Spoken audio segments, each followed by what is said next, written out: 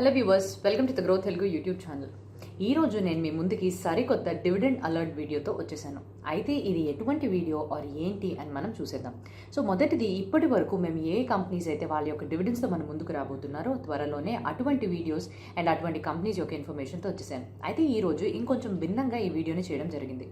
ఏంటి అని అంటే, ఏ కంపెనీస్ అయితే కన్సిస్టెంట్గా అంటే కంటిన్యూస్గా గత 5 yearsకి హై డివిడెండ్స్ని పే చేస్తూ ఉన్నారో అటువంటి కంపెనీస్ యొక్క వ్యాపారం, ఆ కంపెనీ యొక్క డీటెయిల్స్ అండ్ బలాలేంటి, బలహీనతలు ఏంటి, అండ్ వాళ్ళ యొక్క నంబర్స్ ఏంటి, అండ్ ఎంత యావరేజ్గా 5 సంవత్సరాలకి కలిపిన యావరేజ్ డివిడెండ్ ఈల్డ్, అంటే ఒక డివిడెండ్స్ కంపెనీ ప్రకటిస్తుంది అని అంటే మనం డివిడెండ్ ఈల్డ్ అనే రేషియోని కొలుస్తాము. సో దీని ద్వారా ఏం అర్థమవుతుంది అని అంటే, ఆ కంపెనీ యొక్క కరెంట్ మార్కెట్ ప్రైస్ యొక్క ఆధారంగా ఎలా ఉంటుంది, దాని యొక్క డివిడెండ్స్ ఎలా డిక్లేర్ చేస్తున్నారని కనుక్కుంటాం. సో డివిడెండ్ ఈల్డ్ అనేది చాలా ఇంపార్టెంట్ అయిన ఒక మెట్రిక్. సో దీని ప్రకారంగా దీన్ని మేము గత 5 సంవత్సరాలకి తీసుకుని యావరేజ్గా చాలా ఎక్కువ విధంగా డివిడెండ్ని పే చేసే కంపెనీస్ తోటి మేము ముందుకు రావడం జరిగింది. అయితే ఎటువంటి 5 కంపెనీని సెలెక్ట్ చేసుకున్నామంటే, ఆ కంపెనీ యొక్క మార్కెట్ క్యాపిటలైజేషన్ 5,000 crores కన్నా ఎక్కువ ఉంది, అండ్ ఆ కంపెనీ యొక్క డెట్ ఈక్విటీ రేషియో 1 కన్నా తక్కువ ఉంది, అండ్ ఆ కంపెనీకి return on equity profitability ratio కానీ చూసినట్టయితే 15% కన్నా ఎక్కువ ఉంది. సో ఇంకెందుకు ఆలస్యం, వెళ్ళిపోదామా వీడియోలోకి వెళ్ళడానికన్నా ముందు మీరు కానీ ఇంకా గ్రోత్ తెలుగు యూట్యూబ్ ఛానల్కి సబ్స్క్రైబ్ చేసుకున్నట్టయితే బెల్ ఐకాన్ని క్లిక్ చేసుకోండి. అండ్ ఇటువంటి ఎంతో ఇన్ఫర్మేటివ్ కంటెంట్ని మేము ఎప్పటికప్పుడు మీ ముందుకు తీసుకొస్తూనే ఉంటాం. నేను సిఏ హిరణ్మయ్, అండ్ ఈ రోజు మనం చూడబోయే topic top 5 companies high dividends అంటే పాస్ట్ 5 years యొక్క యావరేజ్ డివిడెండ్ ఈల్డ్ని మీ ముందుకి తీసుకొస్తూ మేము ఈ వీడియోని చేశాము.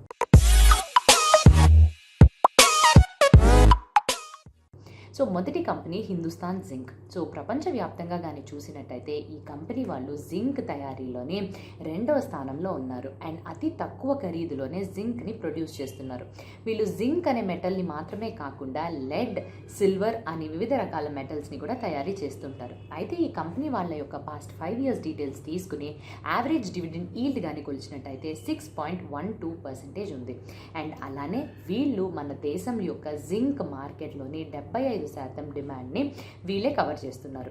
అయితే ఈ కంపెనీకి ఉన్న స్ట్రెంగ్స్ ఏంటి? మొదటిది ఉన్న బలం ఏంటి అని అంటే, ఈ కంపెనీకి గవర్నమెంట్ అంటే మన ప్రభుత్వం వాళ్ళతోటి లాంగ్ టర్మ్ అగ్రిమెంట్స్ అనేవి ఉన్నాయి. ఎందుకు ఈ లాంగ్ టర్మ్ అగ్రిమెంట్స్ అనేవి ఉన్నాయి అని అంటే, వాళ్ళకి కావాల్సినంత జింక్ మైన్ చేసుకోగల ఆ మైనింగ్ రైట్స్ ఏవైతే ఉన్నాయో అది వీళ్ళ దగ్గర గవర్నమెంట్ వాళ్ళు అగ్రిమెంట్ ద్వారా సైన్ చేసింది ఉంది. ఇది కూడా లేకపోయినా కూడా వీళ్ళు నెక్స్ట్ 25 సంవత్సరాలకి వాళ్ళ యొక్క బిజినెస్ని సాఫీగా కొనసాగించడం కోసం ఆల్రెడీ వీళ్ళ దగ్గర 448 million tons వరకు కావాల్సినంత సామాన్ ఉందన్నమాట.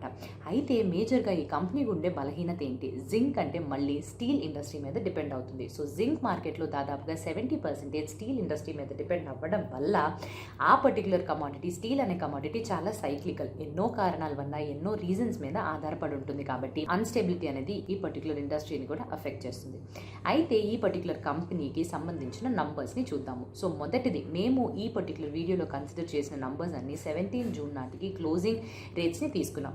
సో హిందుస్థాన్ జింక్ వాళ్ళ current market price 273 rupees, PE ratio 11.8 times, return on equity 29.20%, 5 years యొక్క sales compounded annual growth rate 11.25%, 1 year యొక్క రిటర్న్ నెగటివ్ 17.69%, 5 years యొక్క return 2.65%, 200-day moving average 280.36, RSI 14, value 45.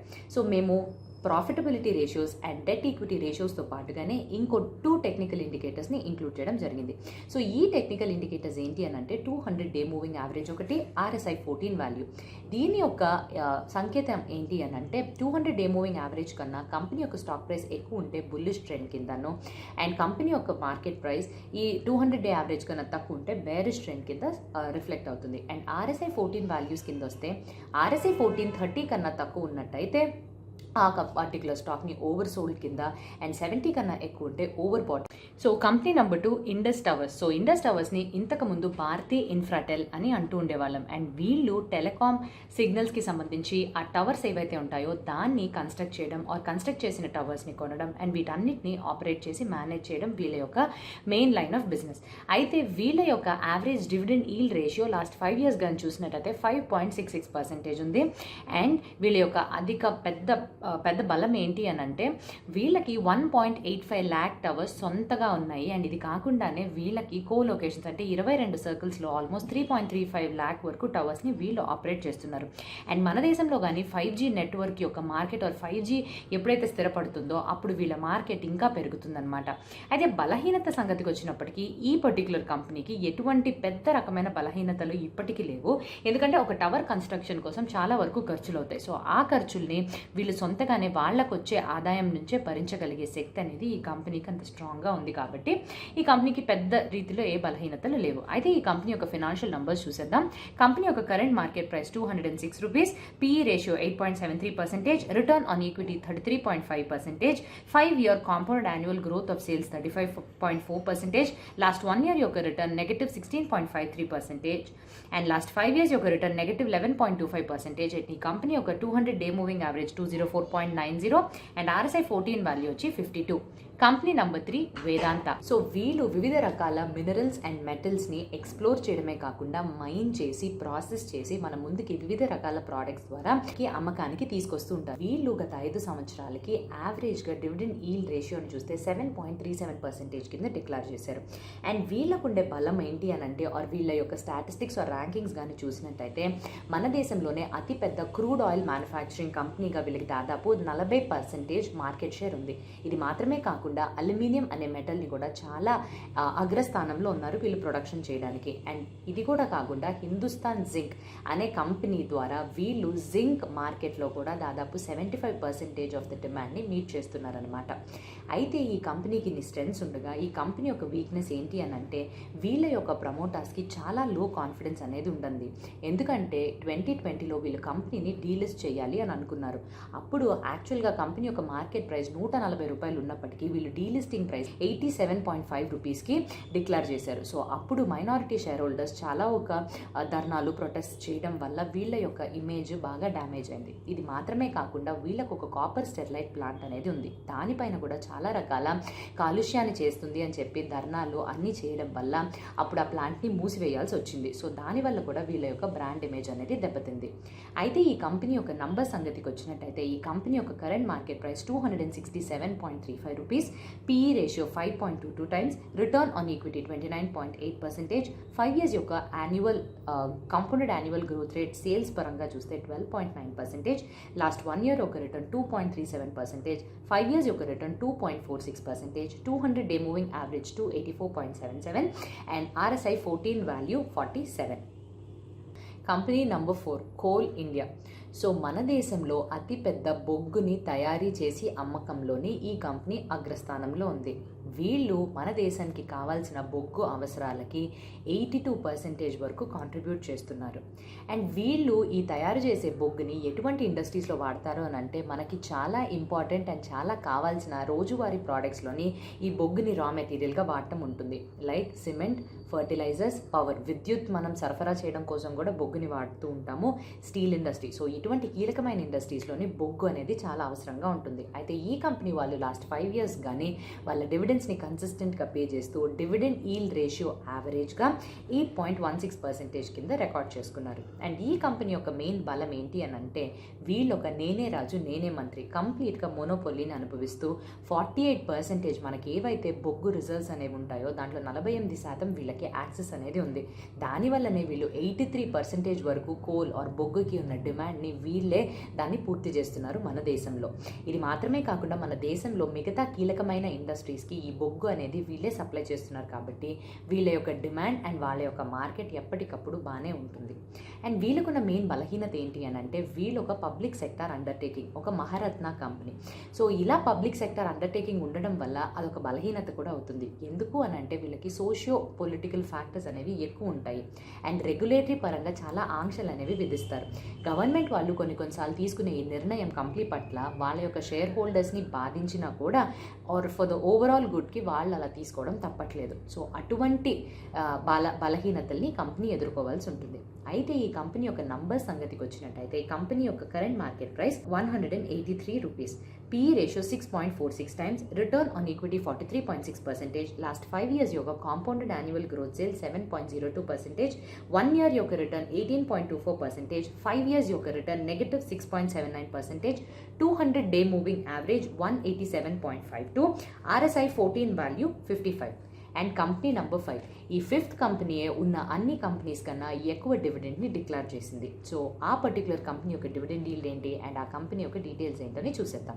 IOC Indian oil corporation. So ఇదొక public sector undertaking. So ఈ public sector undertaking company మన దేశం యొక్క oil and gas అవసరాలకి అగ్రస్థానంలో ఉండి ఈ పర్టికులర్ ప్రోడక్ట్స్ని సప్లై చేస్తున్నారు. అండ్ ఫార్చ్యూన్ 500లోని వీళ్ళ యొక్క ర్యాంకింగ్ 212. లాస్ట్ 5 years ఒక డేటా తీసుకుని వీళ్ళ యొక్క డివిడెండ్ ఈల్ రేషియోని కానీ చూస్తే చాలా ఎక్కువ 11.03% కింద వీళ్ళు కన్సిస్టెంట్గా ఎవ్రీ ఇయర్ డివిడెండ్స్ని డిక్లేర్ చేయడం జరిగింది. వీళ్ళ యొక్క బలం ఏంటి అని అంటే వీళ్ళకి సొంతగా 32,000 పెట్రోల్ పంప్స్ ఉన్నాయండి. సో దీని ద్వారా ఫ్యూయల్ బేస్డ్ అంటే పెట్రోల్, డీజిల్, ఎల్పిజి ఇటువంటివే కాకుండా వీళ్ళు నాన్ ఫ్యూయల్ ప్రోడక్ట్స్ అంటే ఒక ఇంజిన్ ఆయిల్, లూబ్రికెంట్స్ ఇటువంటి ప్రోడక్ట్స్ని అమ్ముతూ కూడా చాలా వరకు లాభాలని సంపాదిస్తున్నారు. ఇది మాత్రమే కాకుండా వీళ్ళు మన దేశానికి కావాల్సిన ఎనర్జీ నీడ్స్ అన్నిటి కోసం పెట్రోల్ కానివ్వండి, డీజిల్ కానివ్వండి, ఎల్పిజి కానివ్వండి ఇటువంటి ప్రతి ప్రోడక్ట్ వాళ్ళు మ్యానుఫ్యాక్చర్, ఏవియేషన్ ఫ్యూయల్ ప్రతి ప్రోడక్ట్ మ్యానుఫ్యాక్చరింగ్ చేసి ఆ పర్టికులర్ మార్కెట్స్లో 50% ఆఫ్ ద మార్కెట్ షేర్ వీళ్ళకే ఉందన్నమాట. అండ్ వీళ్ళకున్న మెయిన్ బలహీనత ఏంటి? వీళ్ళొక public sector undertaking and government వాళ్ళు చేసిన ప్రైజింగ్ కంట్రోల్ పాలసీ ద్వారా ఇటువంటి ఫ్యూయల్స్ మీద పెట్రోల్ కానీ డీజిల్ కానీ వీళ్ళు ఎలా పడితే అలాగా ప్రైజెస్ని మార్చలేరు. ఇది మాత్రమే కాకుండా ఎల్పిజిని మన దేశ ప్రజలకి వీళ్ళు సబ్సిడైజ్డ్ రేట్స్లోని అందిస్తున్నారు. ఈ సబ్సిడీ అనే అమౌంట్ దాదాపుగా గవర్నమెంట్ వాళ్ళ దగ్గర నుంచి వీళ్ళకి రావడంలో కొంచెం సమయం డిలే అయినప్పుడు వీళ్ళ యొక్క వర్కింగ్ క్యాపిటల్ నీడ్స్ అనేవి చాలా ప్రెషర్లోకి వెళ్ళిపోతుందన్నమాట. అయితే ఈ కంపెనీ యొక్క ఫినాన్షియల్స్ చూస్తే కంపెనీ యొక్క current market price 106.25 rupees, PE ratio 3.95 times, return on equity 20.5%, 5 years యొక్క కాంపౌండెడ్ యాన్యువల్ గ్రోత్ సేల్స్ది 10.6%, లాస్ట్ 1 year యొక్క return negative 5.60%, 5 years return negative 11.77%, 200-day moving average 108.76, RSI 14 value 38. So ఇవ్వండి ఏవైతే టాప్ 5 కంపెనీస్ హై డివిడెండ్స్ మనకి declare చేస్తూ ఈ dividend yield ratio అనేది 5 కన్నా ఎక్కువ ఉన్న 5% కన్నా ఎక్కువ ఉన్న కంపెనీస్ని తీసుకురావడం జరిగింది. సో ఈ వీడియోని కానీ మీకు నచ్చినట్టయితే please do like the video. And మీరు ఇంకా ఎటువంటి టాపిక్స్ని వినాలనుకుంటున్నారు మీ ఫీడ్బ్యాక్స్ని కమెంట్ సెక్షన్లో తెలియజేయడం మర్చిపోకండి. మా గ్రో తెలుగు యూట్యూబ్ ఛానల్కి సబ్స్క్రైబ్ చేసుకోండి. అండ్ ఇది ఒక ఎడ్యుకేషనల్ వీడియో పర్పస్ కోసం చేసిన కంటెంట్ మాత్రమే. అండ్ ఎటువంటి టైప్ ఆఫ్ సాలిసిటేషన్ మీరు తప్పకుండా ఈ 5 కంపెనీస్ యొక్క షేర్స్ని కొనాలనో, అమ్మాలనో, హోల్డ్ చేయాలనో ఎక్కడ మెన్షన్ చేయడం జరగట్లేదు. ఇంకా మంచి టాపిక్తో మేము ముందుకు రావడానికన్నా ముందు have a happy and a safe investing. Thank you.